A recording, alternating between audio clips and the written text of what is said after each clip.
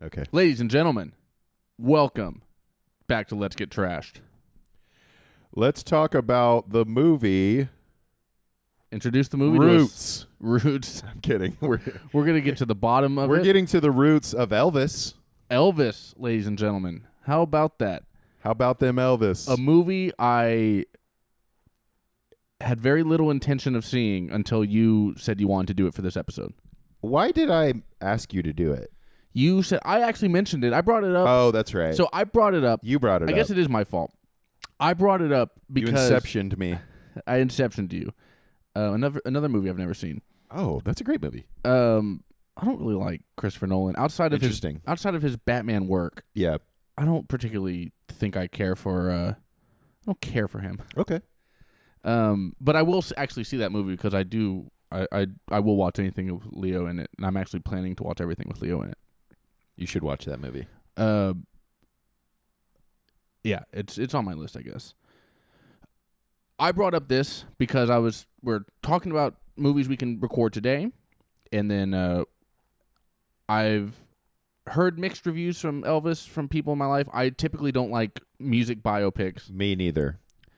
Let that be known. Yeah, and I super duper don't like Baz Luhrmann, the director. Yeah. But the one thing that made me pause and briefly consider this was the fact that you and I are both musicians, and I was like, you and I very good musicians at that. Sure, we're quite adept at what we do, and we might. I was like, who knows? Maybe we'll have some sort of a perspective about Elvis, the music career, the music business. Elvis is just music in general. Blah blah blah. And then you shot it down and said no.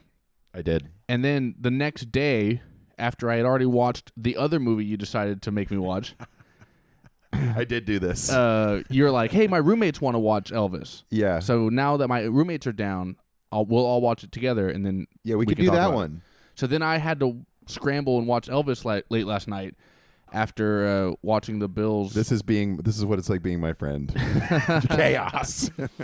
After watching the Bills beat the hell out of the Rams. Fuck yeah. Which is actually it's not good. It's actually bad. Well, it's good for you if you're a Cowboys fan. I'm a Cowboys fan. Yeah, I'm a Colts fan. I'm kind of a Bills fan. Is Josh Allen, is that his name, still the quarterback? Okay, I'm a fan of him. He's scored 4 touchdowns. Way to go, boy. 3 passing touchdowns, 1 running touchdown.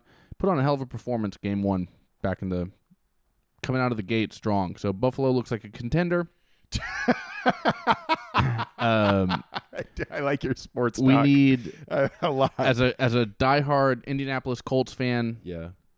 We're going to be a mediocre team, which means we need every team to be mediocre for us to compete, and it already doesn't seem like that. So if we have to play Buffalo at any point in this season, which I haven't even looked at our schedule, but if we have to play Buffalo, we're getting screwed. And if we run into them in the playoff, if God allows us into the playoffs, by His grace, come on, God, by His grace alone, because it's not happening on off. It's not happening based on our talent or coaching. But if we run into them in the playoffs at all, it's going to be a nightmare for us. So Nightmare Alley. Yeah. Did you see that movie? I did. We could talk about that movie. Let's do that. Yeah. We'll talk about Nightmare Alley. I might rewatch that movie, actually. I don't know. I won't do that. Yeah. I don't really remember it. Okay. So I might have to. Yeah, I did watch that one. But yeah, that would be a definite Nightmare Alley for the Colts to have to play Buffalo at any point this season. It looks like. Who knows? We'll see. The Colts game is on Sunday. Maybe we'll be good. Spoiler alert, probably not. Spoiler alert, it hasn't happened, but it hasn't happened yet, but if you thought my future alert, if you thought my cinema predictions were astute, wait till this becomes a football podcast. I feel like we're going to get some football mentions here. Yeah, I mean, nowadays I'm going to go, it's going to be on top of it. It's going to be every week. Yeah. We record a couple episodes a week, so they're not always like, right.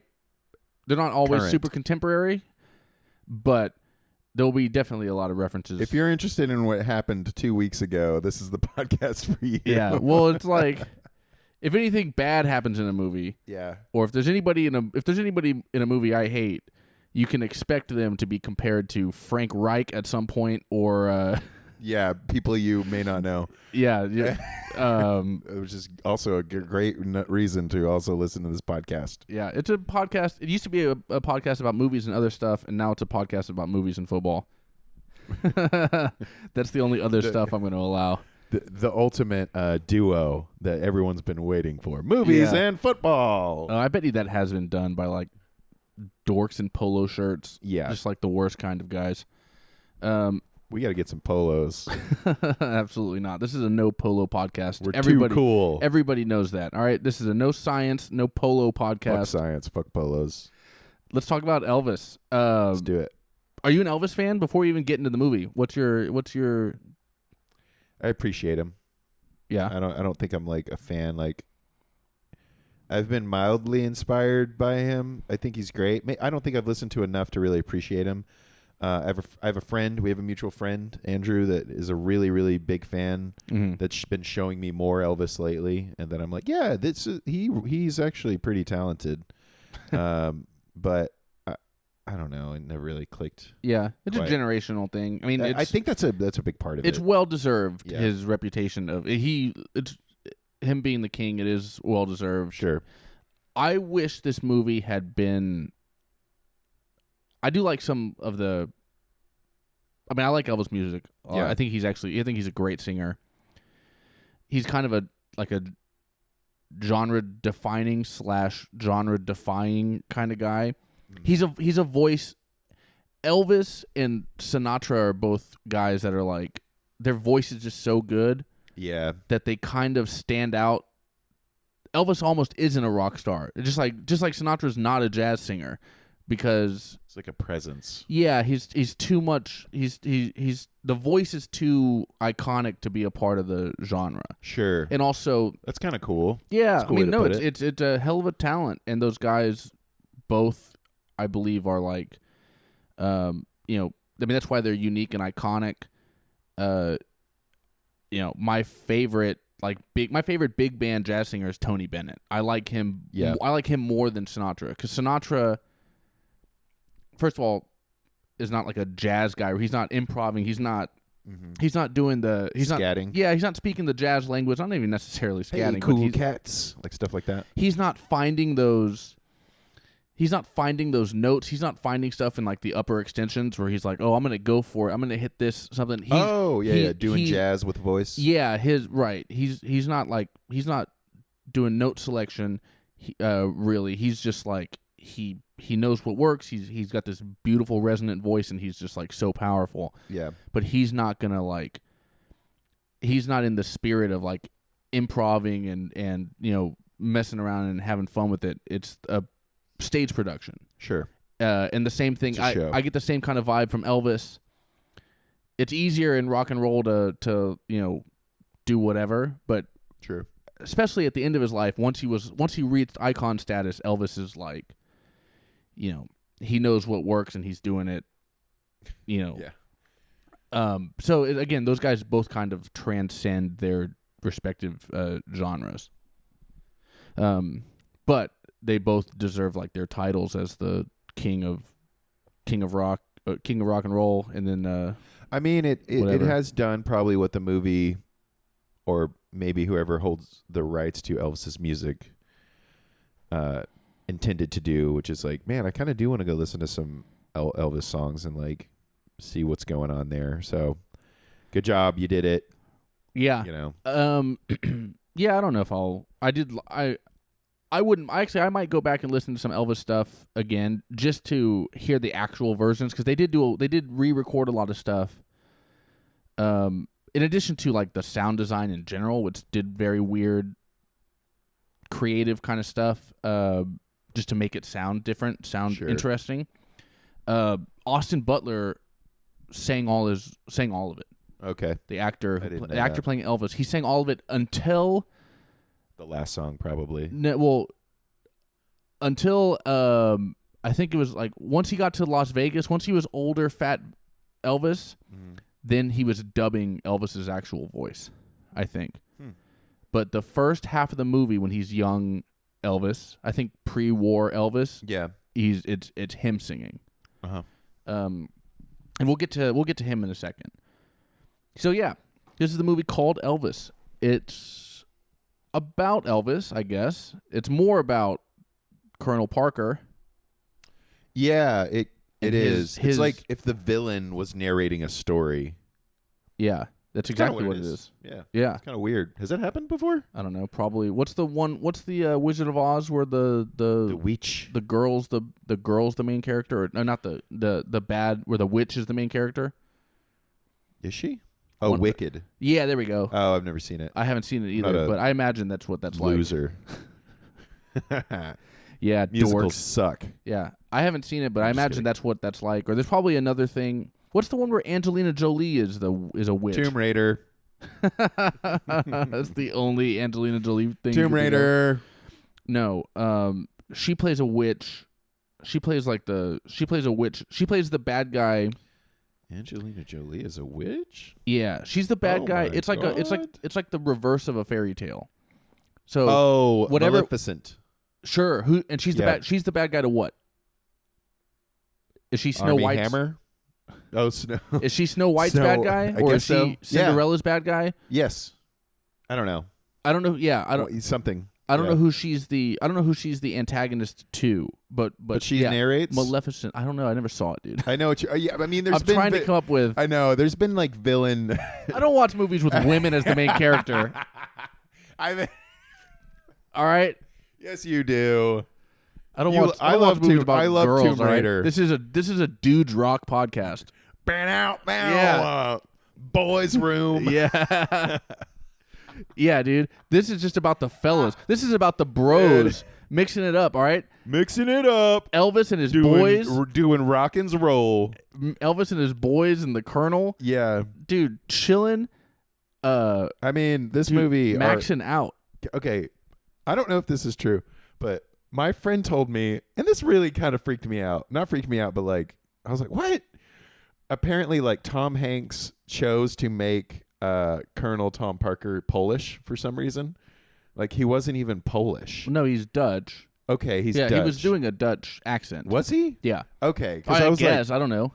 He was doing something European-ish. Yeah, it was Dutch. Because he's from the Netherlands. Did we find out where he's from or anything? Yes. Yeah, they said it in the movie. Did we find out why he ran though? That's what I want to know. No, that's like the true crime mystery that I would love. We need to solve. Well, we know that in real life. Yeah, but I want to know why he left. So, why he left the Netherlands?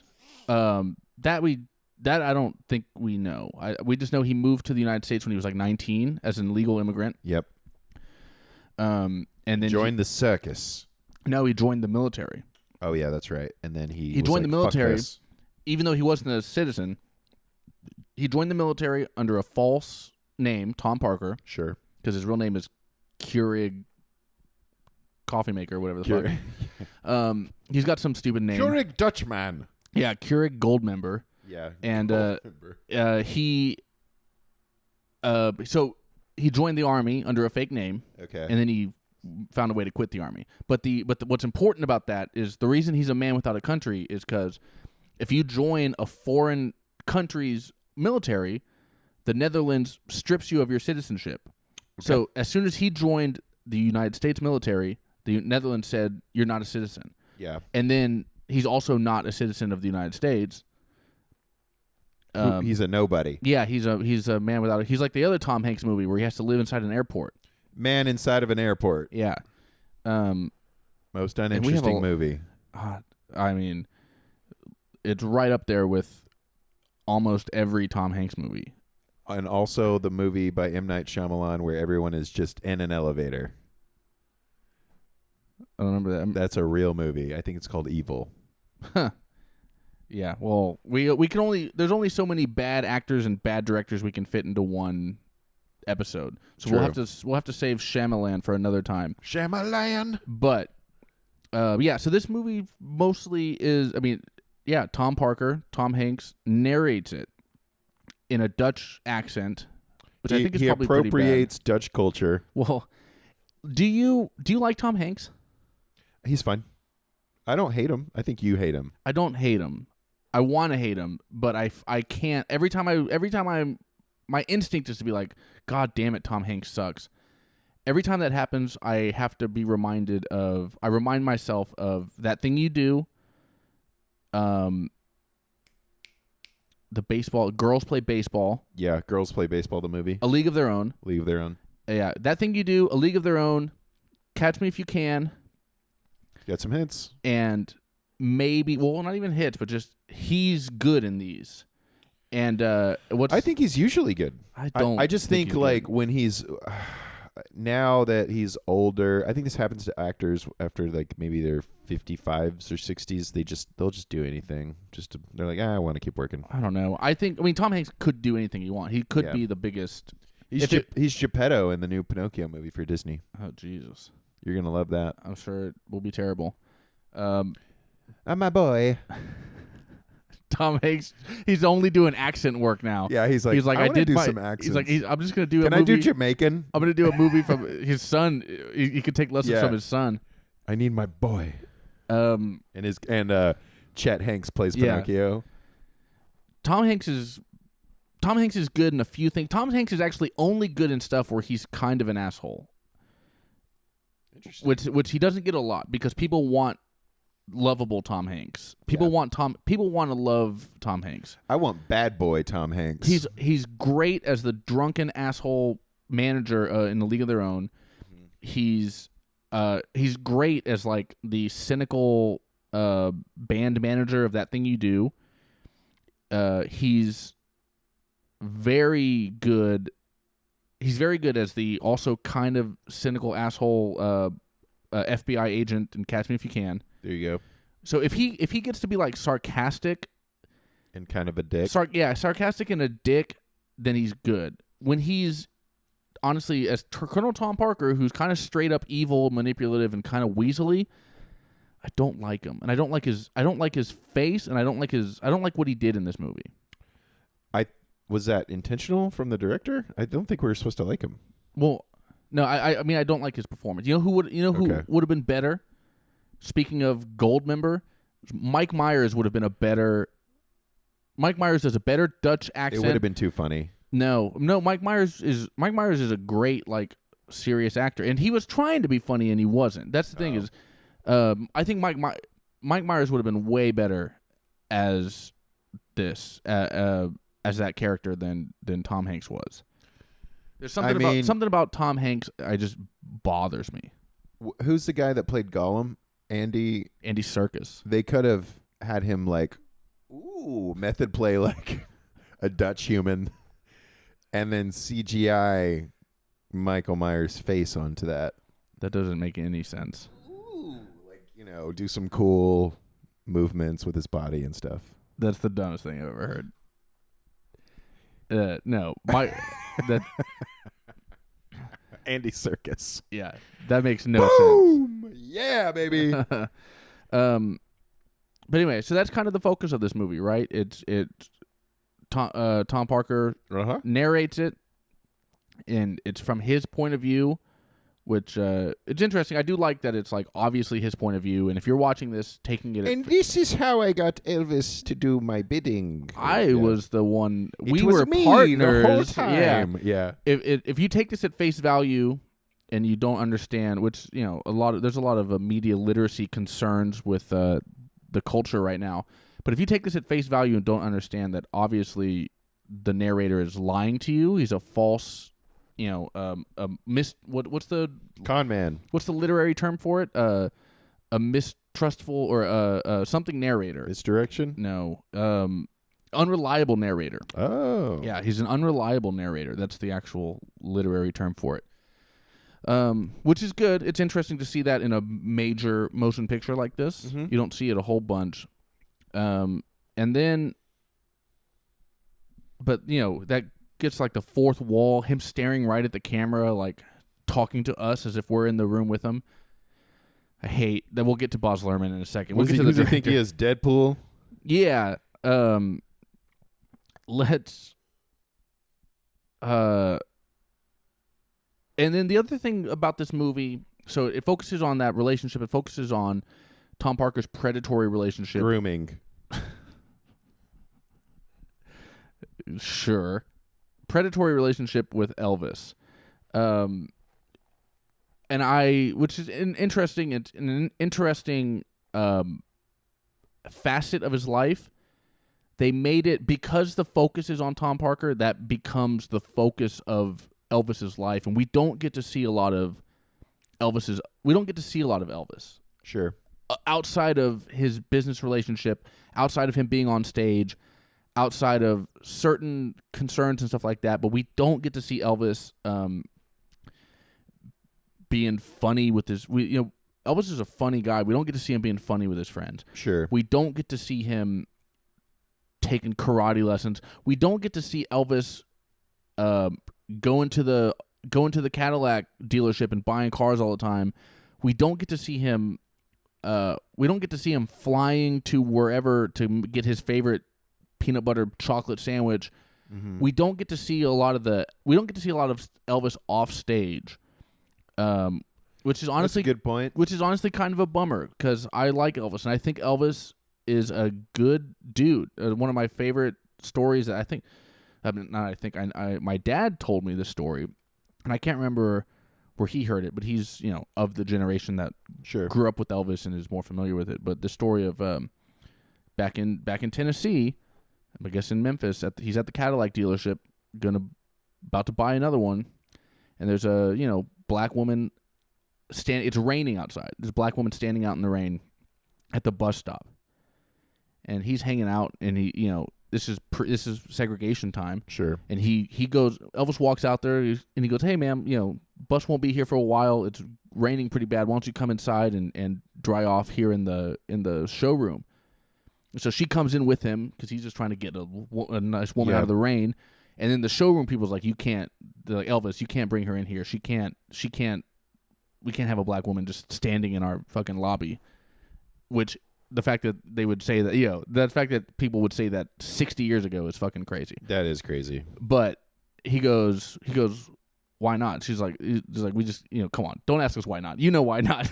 Mm-hmm. Is what they said to him. And he goes, "Well, she's a customer. She's buying a Cadillac." And they're like, "How do you know she's buying a Cadillac?" He's like, "I'm going to buy her a fucking Cadillac so she doesn't have to take the bus anymore." Damn. And so now, so he bought a Cadillac for a woman that he met 8 seconds ago. Jeez. Because people, she was in the rain and he was trying to be nice to her. And then people wouldn't let him be nice to her. Yeah. So he's like, "Fuck it. I'm going to buy." I mean, he, didn't really hurt them that much. They sold a Cadillac out of it. They still got a Cadillac sale. They got okay. They still sold a Cadillac at full price to Elvis. But he bought it for this woman. He's like, she's a customer now, which means she gets to hang out here until her fucking car is ready, and then she's going to drive off in it. No longer having to take a bus in the rain. What if Elvis just took out a gun and just went crazy? That would have been cooler. I mean, Elvis would have been like a freedom fighter. Yeah, Elvis joining the Black Panthers and just like becoming a militant. That would have been a cool movie. Yeah, that'd be sick. And and kind of what you're saying too, though. This is why my problem with biopics, they have to hit the obvious, beep, beep, beep, beep, beep, beep, all the obvious moments that get us to the death, or get us to the thing. It's all cliches and tropes and stuff like that. And we don't get to see, again, I would have liked to have seen a moment like that. I would have liked to see, his character a little bit more of charming Elvis and stuff like that. Sure. And then, because honestly, at the end when it starts going bad, he's got a doctor pumping him, pumping him with the Michael Jackson drugs, or Michael Jackson got the Elvis drugs later. You know what I mean? He's getting pumped with drugs and stuff like that to keep him on stage. Like, we got to keep him on stage. We got to keep him working. He's got to stay working.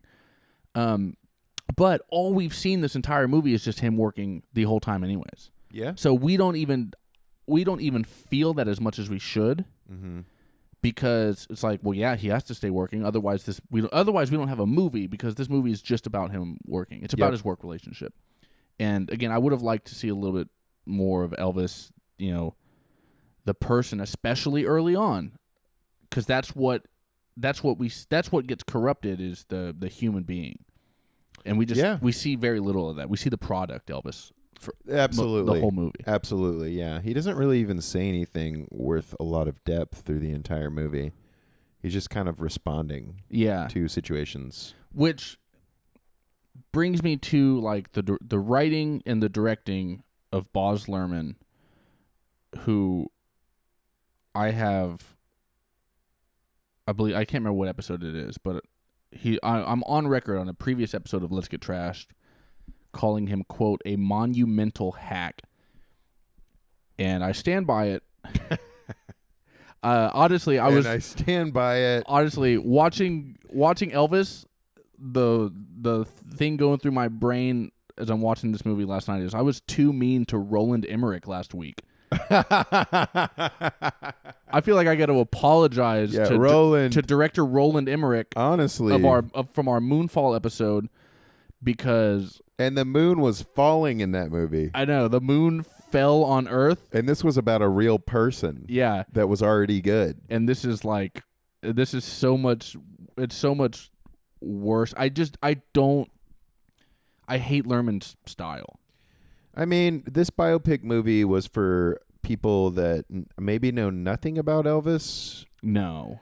Honestly, no. It felt like first that of all, way. there is nobody that knows nothing about Elvis. I mean, it felt like a movie for, like, I don't know, man. It's not a real movie. It's not a real Elvis, essentially. Like, it felt like a movie to tell people encapsulated in 2022, like, I don't know. It felt like a money grab for sure. I didn't like my biggest gripe in this movie was them playing like Doja Cat like during the movie and songs from like all these like modern artists. Like, why are we doing that? Yeah. Some of the soundtrack, like again, trying to do the modern soundtrack, the modern, hip hop blended with like doesn't work, man. I don't think so, but that's Boz Lurhmann loves to do that. Yeah. That's why he made Romeo plus Juliet, and they're pulling out fucking Desert Eagles and pointing them at each other, and they're calling them swords. Here's my sword, and he points a gun at a guy's face. He loves this like modern interpretation. He loves this weird kind of flashy,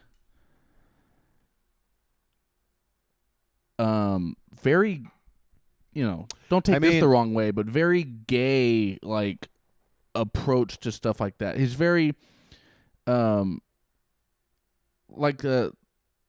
guarantee you Boz Lurhmann's apartment looks exactly like Nathan Lane's apartment in The Birdcage. Like, I guarantee they live in that exact same. Yeah. That's where he lives. He lives in the Birdcage set. That's Boz Lurhmann's like aesthetic, and it has to be this kind of maximalist thing, but without any charm to it.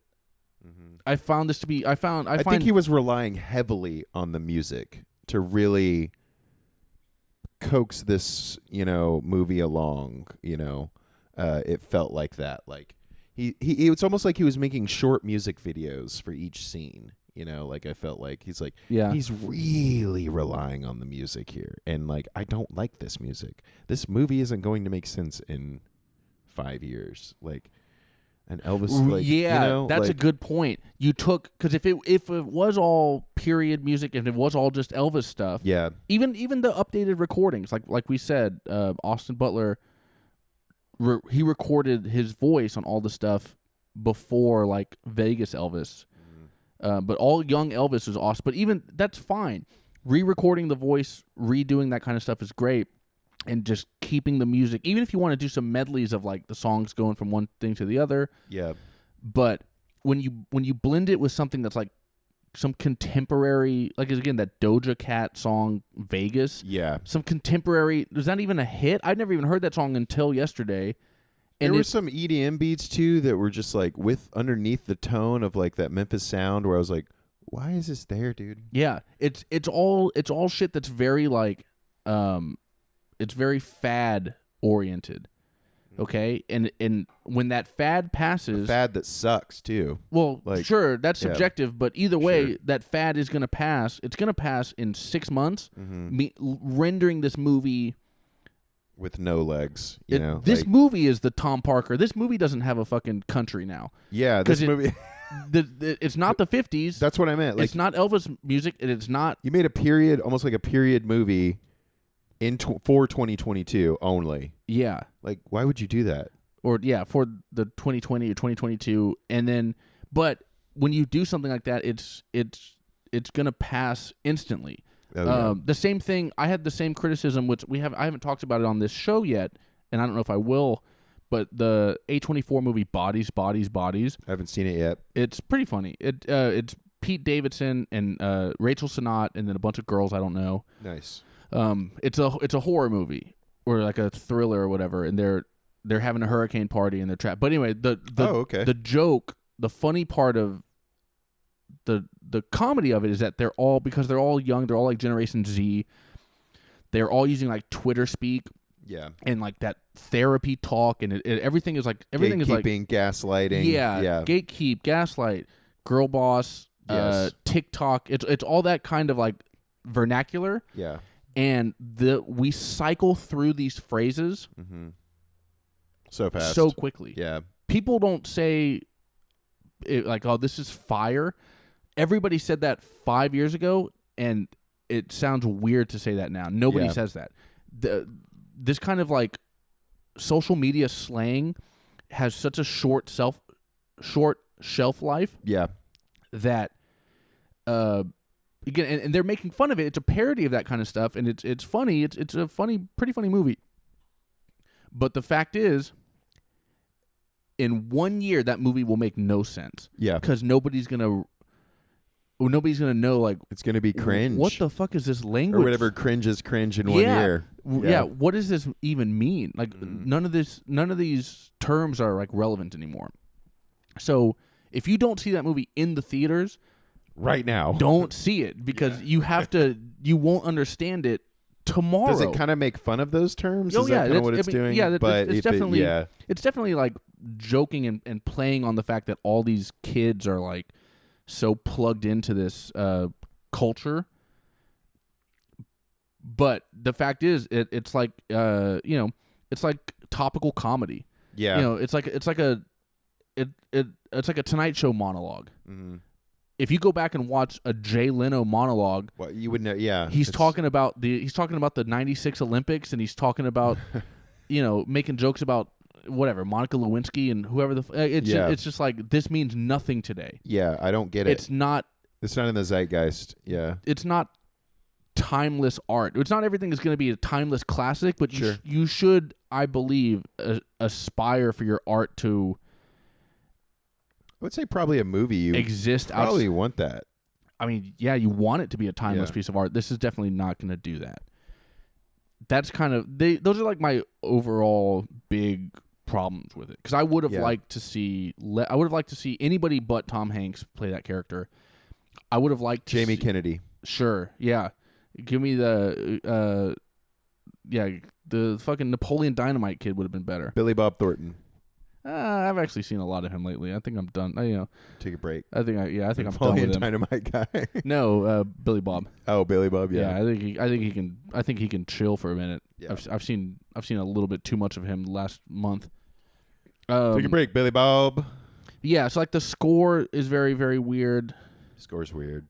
Which I don't like. I would have liked I would have liked to see Elvis more as a real person. Did critics like this movie? I don't know. Did people like this movie? Let's. Some people like it. Some people. I've been hearing pretty mixed reviews. Like, I have friends that really liked it, but 7.5 on IMDb. Mm-hmm. 64 on Metacritic. Metacritic, which is a kind of an aggregate. So it's doing okay. Some people really love it. Some people genuinely don't. I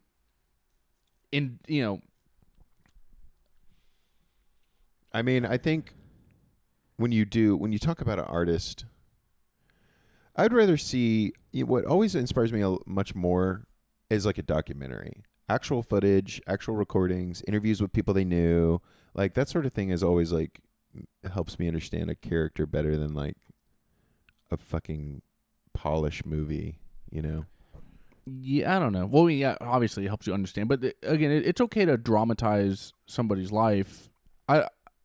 I just don't think there's something about the music biopic that's always kind of bad. Yeah. And I don't know, like, I don't have a single one that I really like. The only one that's the best is the parody. Walk Hard, the Dewey Cox story. This felt like Walk Hard. That's exactly This it. felt like that movie. And there's even a moment where his friends were like, "You should try one of these. The Put a little pep in your step." The pill scene is. I was like, "Oh, come on, but dude." and that's one of my biggest problems with this movie in particular, and just Boz Lerman. Is Boz Lerman's a guy that like have some notes too. Boz Lerman's a guy that doesn't learn.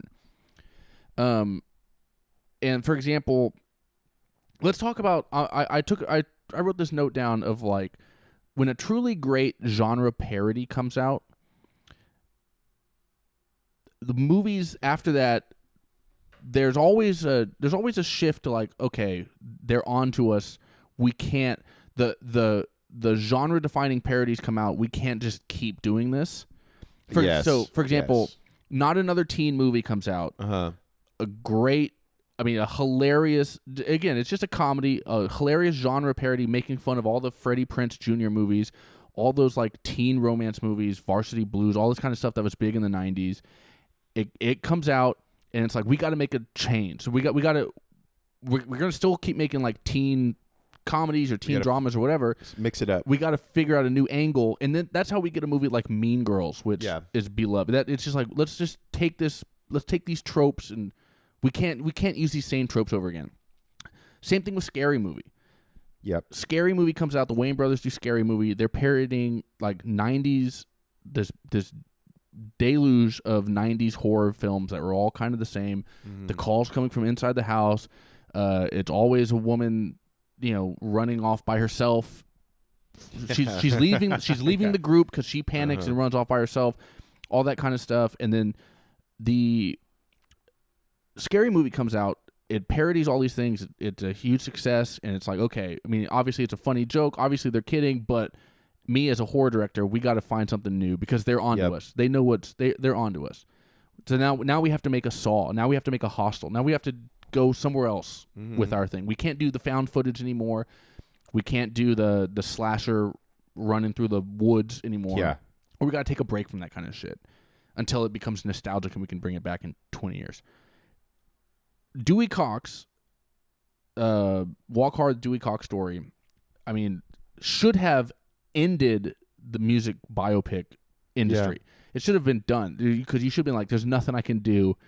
There's nothing I can do in this movie that's not going to be obviously a trope because Dewey Cox did it. And Boz Lerman is like, no, we can still do it. We can do all of them. I can still make this exact same. I'm going to make a movie that's exactly beat to beat follows Dewey Cox. Yeah, it is. It even looks like it in a way. Like it does kind of look like it. But because Dewey Cox was parodying, certain movies that were like doing this over the top thing. Again, he had so many different sections.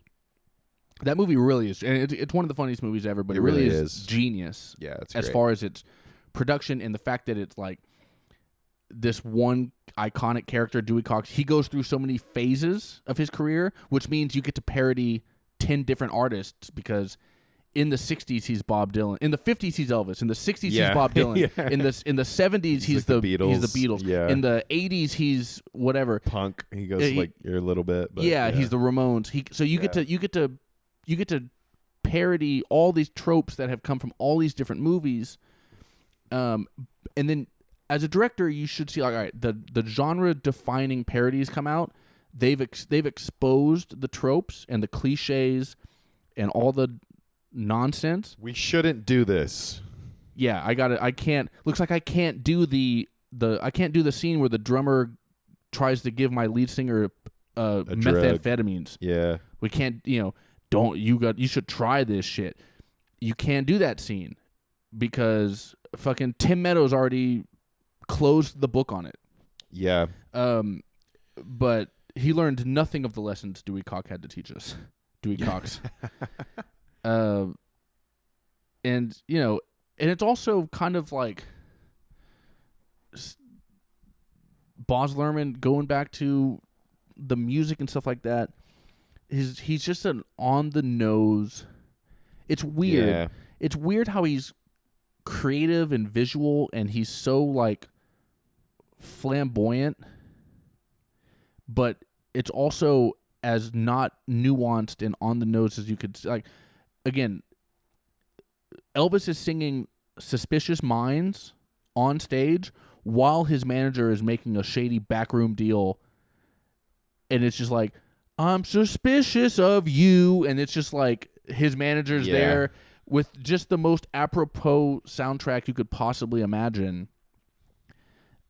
And we get it. Yeah, we get it.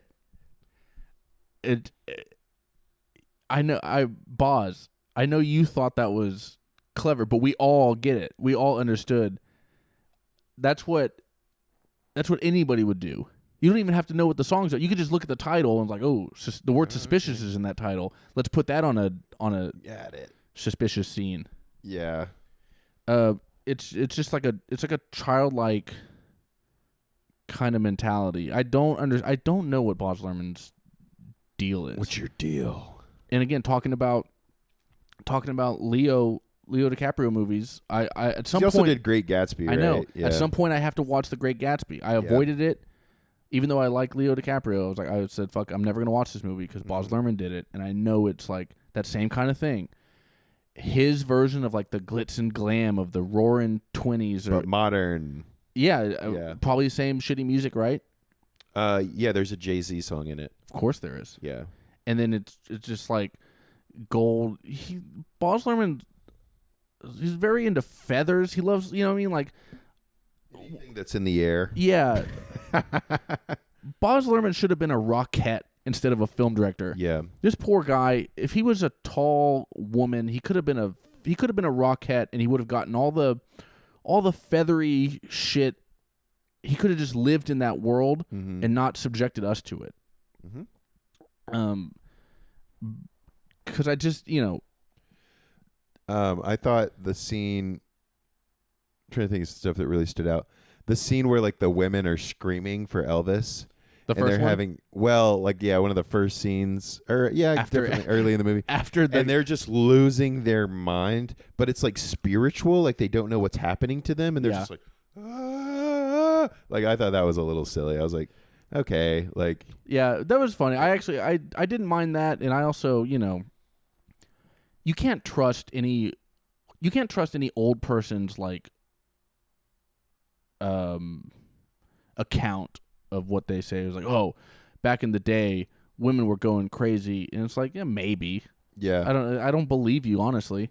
I'm sure they were excited. He's a very talented dude, and they haven't seen too much of this stuff. But relax. I'm sure it's not quite that crazy. The only thing is like the Beatles we have on video. Women were speaking when he came around. Yeah. The Beatles we have on video of those women like shouting at Ed Sullivan's show and stuff like that, and then them getting off the plane. We have video of that, but after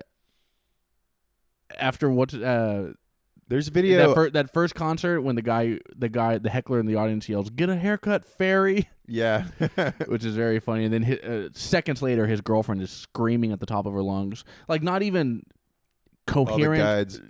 All the guys are like, "Oh no, he's killing it." Well, it's so funny that like the idea that none of these women can even form sentences. They're not even like, "Oh my god, this is incredible," or like, "Oh my god, that's so good." It's just like they're shrieking. Screaming. They're like they're exploding. Yeah, they are. Yeah, that was a really funny. They just can't hold it in anymore, so they can't hold it in. They have to teen girl shriek at the top of their lungs. It's during the and then the music that's playing, the score. The non-diegetic music that's happening during that shrieking wiggle scene when it goes to like kind of like a muted like EDM beat, and it's like, it just stinks, dude. It's I don't know. I was able to sit through it, I'll say that, but honestly, what I thought Austin Butler was great. Yeah, I think he was good. I think he did a really good job. He's easily the best part of this movie, and I would have liked to have seen let him do more with the character of Elvis. I would have liked to have seen more of Elvis, but I thought Austin Butler did a tremendous job. There seemed to be, just from an incredible number of shots in this movie of different takes. There were scenes that were maybe a minute long and would have like 25 different shots. Like especially the scene where he was playing, or they didn't want him to, basically dance around. They're like, just keep it clean, and he goes to that baseball field and he's like, I'm going to go crazy. Yeah. Like that scene alone, it was just like boom, boom, boom, boom, boom, boom, boom. There was just so many different, I was like, dude, that must have been hard as an actor to be that insane and get all these different angles and I don't know, all these different takes. But it seemed like perform it 20 times and then your editor cuts it up and puts a half a second each one or a couple frames of each. Yeah, the editing is very maximalist. It changes, it's very visually kind of dense. Mm-hmm. And typically, I don't know, typically not in a great way. There's something too sledgehammery about the way Baz Luhrmann does this kind of stuff. Yeah. The one thing I did think was kind of cool, was kind of creative, but didn't make sense was there's a transition where we're going from Elvis on stage to Elvis somewhere else, and the transition happens as the newspaper lead story, a photo of him, and then it's a bunch of newspapers, and the newspapers become like a flip book, and you see black and white Elvis on a newspaper singing as if it's a different photo for each copy of this newspaper. Yeah. But it's like a flip book, and that moves, and then that transitions somewhere else. That kind of stuff is what Baz Luhrmann is good at, and that is a really creative visual effect to do, and a really creative way of how do we go from one thing to the next. But it's still it didn't make sense where it was, or I don't know. That kind of stuff I think is just odd. And then I don't know, if we wanted this kind of maximalist thing, who would have been a better director than this would have been the Daniels, I think. If we had to have this style of crazy kind of stuff, I think the Daniels would have done a more modern, palatable job. Again, Baz Luhrmann is just he's like Nathan Lane. He's like, it's like I keep bringing up the Birdcage. This movie does not feel. I mean, I know all the clothes and cars are of that era, but it does not feel like it's of that era. It feels like true. This feels like people in 2022 that are wearing cool clothes, or period piece clothing. I don't know. Again, it feels very 60s. Again, I keep the word I'm thinking of is feathers. Yeah. He just loves boas and the feathery fans. Every time Baz Luhrmann walks into a room, a bunch of fans separate and he goes through. Yeah. He's never gone into, again, the Daniels, the directors of Everything Everywhere All at Once, they also have a maximalist visual style where there's a lot of different things and they can do weird transitions and it's all very interesting, unique, but it's somehow more streamlined and more modern. It's less feathery than what don't take this the wrong way, but it's less gay than whatever Baz Luhrmann is trying to do. Sure. And it's I don't know. I don't see Elvis that way, and also we didn't get to see him as a person. It's only just because Elvis is wearing silly costumes on stage near the end of his life doesn't mean he's what you think he is or what you want him to be. Yeah. You know what I mean? Yeah, they didn't really get too much even into the drugs. There were just scenes of it. You knew they were around. Yeah, we had Dr. Nick, which is also very funny. I don't know if that's the actual real doctor's name, but Dr. Hey everybody. Dr. Nick from The Simpsons. Well, didn't he die in his home? Pretty sure he did. I have no idea. I mean, I know he died on the toilet from a heart attack. I was listening to a podcast where I think one of the piano players for him was on it, and he was like in his actual latter days, he was tasked by, they were still crushing him for albums. They're like, you have to make a record. And he's like, well, bring people to my house, I guess, and like, I'll do what I can. And like bands, or there'd basically be a band in the living room just waiting for him to come down out of his bed if he wanted to. Sometimes he'd feel like it, sometimes he wouldn't, because he'd just be on pills. Just kind of miserable, honestly. And then would come down. So the last part of his life was like super sad. Like I kind of wish they would have talked about that. How like he was kind of just in prison in Graceland, just waiting, like people waiting for him to just like, we need another record, you know? Well, he did, because they showed actual footage of his last performance, which was only a few weeks before he died, right? I don't remember what they said, but I don't know how long his last Vegas performance, the one that it switches to real footage for the first time of Elvis. It's the one little bit that they do that. And he sings whatever. Yeah. He sings whatever that last song was. And I think he died not long after that. That's so wild. he was at least in Vegas at some point performing again. Yeah. You know, not too long before he died. And it was heartbreaking, you know, honestly, the actress that played Priscilla Presley. I don't know anything about Priscilla Presley, so I don't know if this woman did Olivia, whatever her name is, Giange.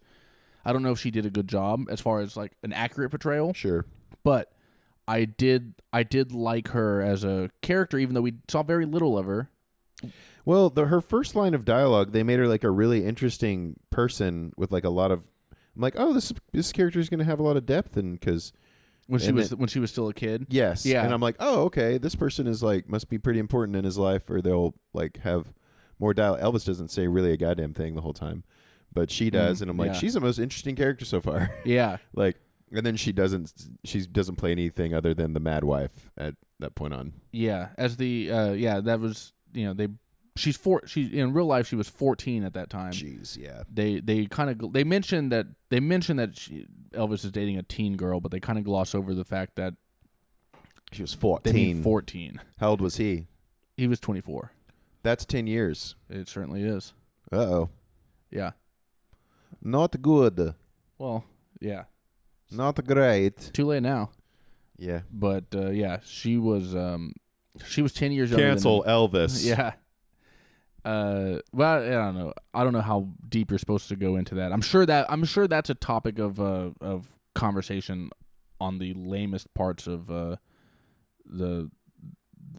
lamest parts of Twitter, who they can't see past that, you know. But whatever. Yeah, I haven't checked Twitter about Elvis, or really, I don't really check Twitter much, to be honest. But I'm sure someone's gotten into that. I'm sure that I just found out. That's breaking news for me. Yeah, the fact that you know, the fact that Priscilla was 14 at the time, I'm sure people are talking about. They didn't address it too much because they didn't want it to be like they wanted to skirt whatever controversy at the time? might no I mean right now. Oh yeah. Whatever might arise from, like, if they told the honest truth and were like she was 14, but if they just portrayed this relationship in the movie, yeah, as if it was realistic, people who don't understand fucking art or even history would complain about, you know, oh, you're endorsing a pedophilic relationship or whatever. It's like, you just got to calm down. So they just left that out. They glossed over it. Yeah, glossed over it. Let's get past this as soon as we can. And then the other thing they didn't do that I kind of wish they had, but they probably didn't do this for the same reason, is near the end of his life, put Austin Butler in a fat suit. Yeah. Let us see that Elvis gets fat. We see thin Austin Butler the entire time, and then the one time we see archive footage of Elvis a year, you know, of however long before his death, he is a fat dude sitting at the piano. He's never like comically fat. When I was a kid, they would put Elvis in cartoons, and it was always super fat. Yeah, Elvis. he's not that. He's not bad. that crazy fat.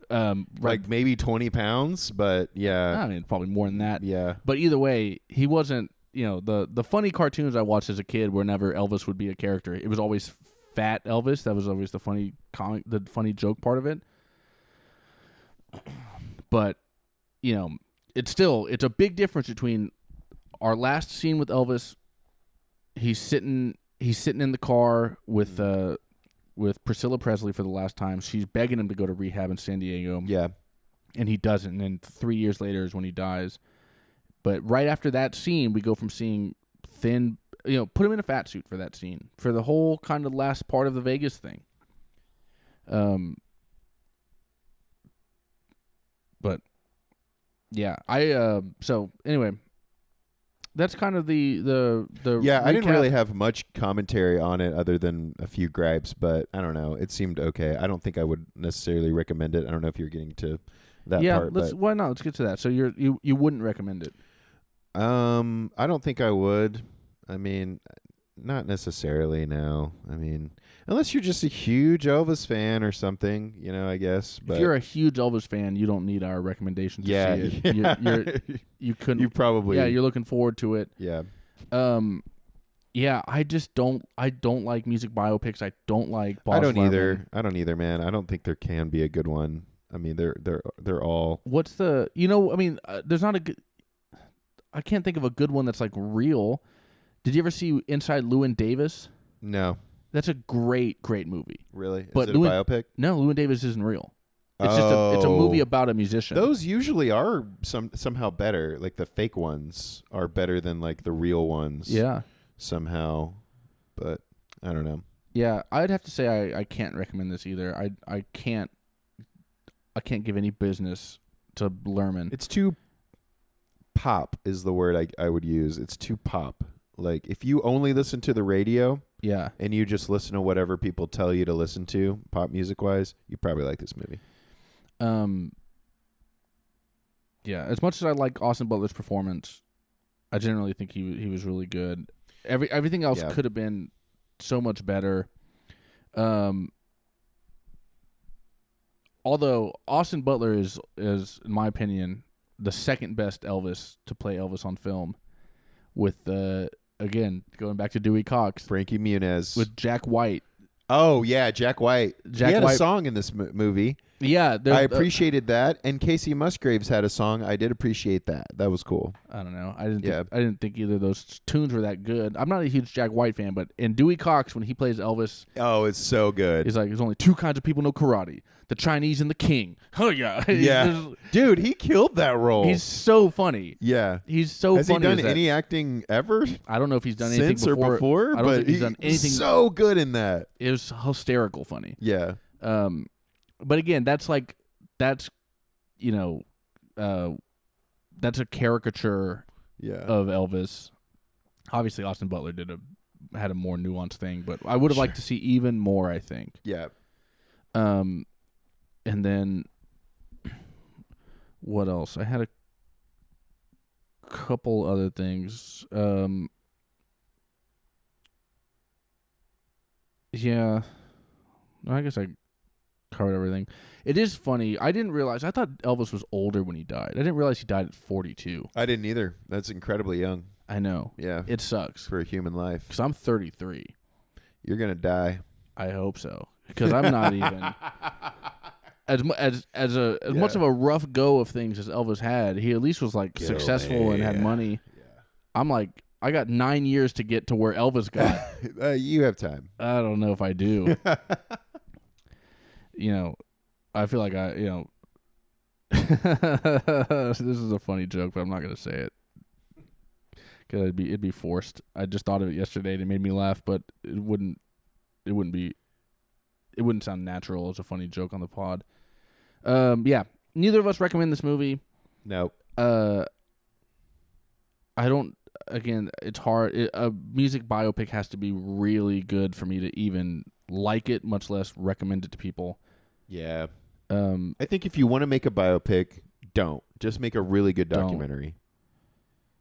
Or here was my other idea.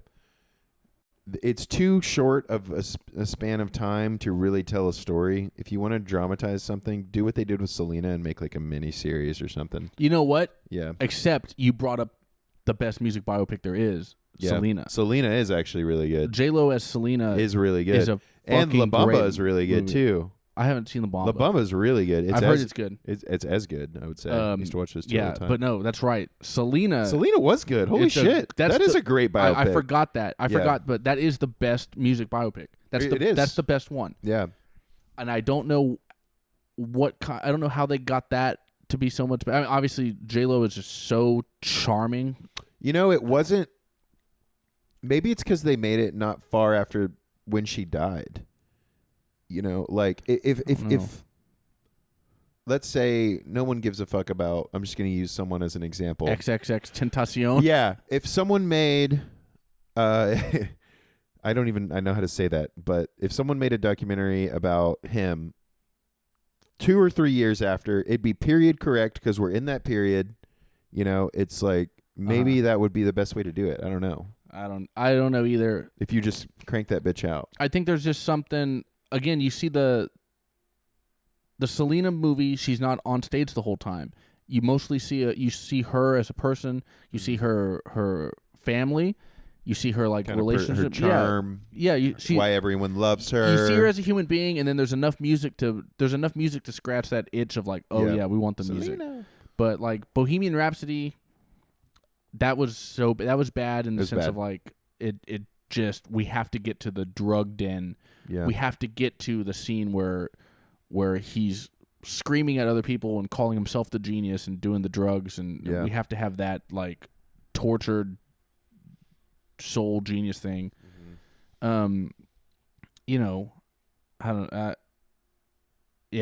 but I can't think of I think Selena's the best music biopic that's ever been made.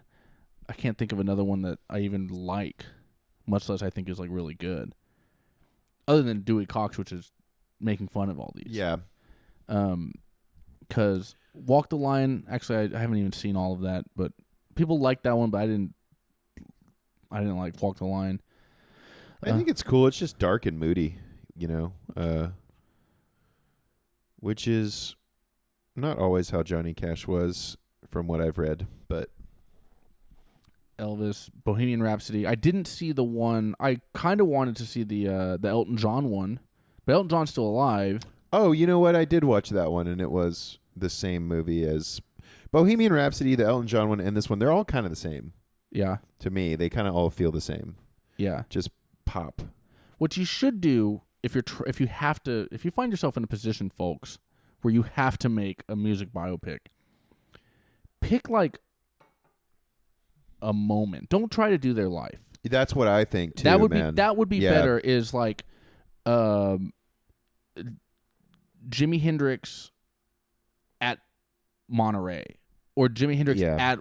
Just do that weekend at Woodstock. Pretend some crazy shit happened, and just make it like a bottle episode. Make it like that makes more sense for sure. Do a short thing. Don't try to cover someone's entire life. This is him getting the guitar at the pawn shop. Yeah, his first guitar. Yeah. This is the first time he tried drugs. Yeah. This is the record label made him fire his white bandmates and made him play with remember that? That's what the movie is. It's like, remember that? Remember when that happened? Yeah. Remember? It's like, okay, well, what don't we know? Yeah. What would be nice to know or nice to remember about the person? And all served up to us by like Tom Hanks's like cartoonish narration. Yeah. With the music and the sweater. Yeah, with his bad. Yeah. It was very bad. Yeah, replace Tom Hanks with Mike Myers as a better Dutch. Or Andy Serkis playing a Dutch man. Shut up. With Michael Myers' face. CGI. That doesn't make any sense. He's crawling around. You've literally doing movements. You've only seen one. The only Andy Serkis thing you've ever seen is Lord of the Rings. He's had a storied career after that. I saw War of the Apes, but I don't remember it. Which one was he? Was he one of the apes? Yeah, he played Caesar, I believe. Did he really? Yeah. Oh shit. And that's it. That's him and James Franco. Yeah. That's funny. I didn't realize that was spitting him. in each other's mouths. Remember that scene? No, I don't think that happened. I think that was your own personal fantasy. Is that my own interpretation? Oops. Yeah. Anyway, don't watch this movie.